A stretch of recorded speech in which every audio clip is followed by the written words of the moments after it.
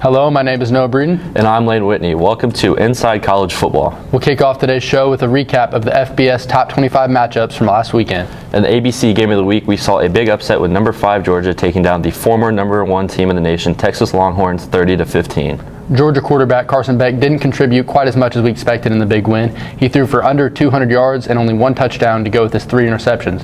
But kicker Peyton Woodring was 3 for 3 on his field goals as well as 3 for 3 on extra point tries.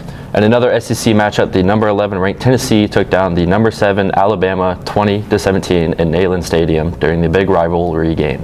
This win comes after a close win with Tennessee over unranked Florida last week, as well as causing Alabama to drop down to 15 in the poll, going into 4 statement games against ranked opponents, closing out their season to try to have a chance to push themselves back into the college football playoff race. Number 2 Oregon took down Purdue 35-0 and will remain on top of the Big Ten with their first road shutout in over 30 years. Ranked number 16 at the time, IU took down Nebraska with a 56-7 win, sending a statement to the rest of college football. This game matched the Hoosiers' most lopsided win in Big Ten history, and it also makes IU head coach Kirk Cignetti the first coach in program history to win his first 7 games. IU quarterback Curtis Rourke was pulled at the end of the first half after a thumb injury and was replaced by Taven Jackson. Jackson is expected to start this week versus Washington.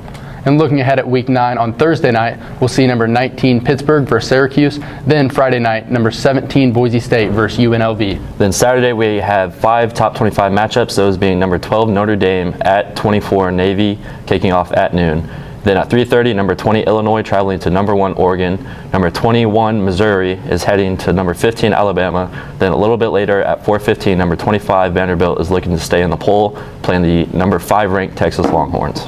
And finally, in the ABC Game of the Week, number 8 LSU is traveling to College Station, Texas to match up against number 14 Texas A&M. Now that we looked at some top games of the week, let's take a look around the state, starting with Butler traveling to North Carolina Saturday to take on Davidson at 1 p.m. Last matchup came down to the wire, but Davidson held on, winning 35-33. UIndy is traveling to Upper Iowa on Saturday, and that game starts at 1 p.m. Last year, UIndy came out with a big win against them, 35-7.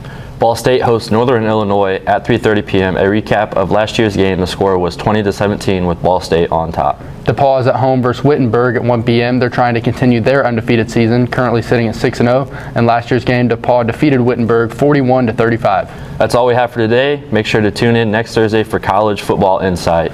Go Hoosiers!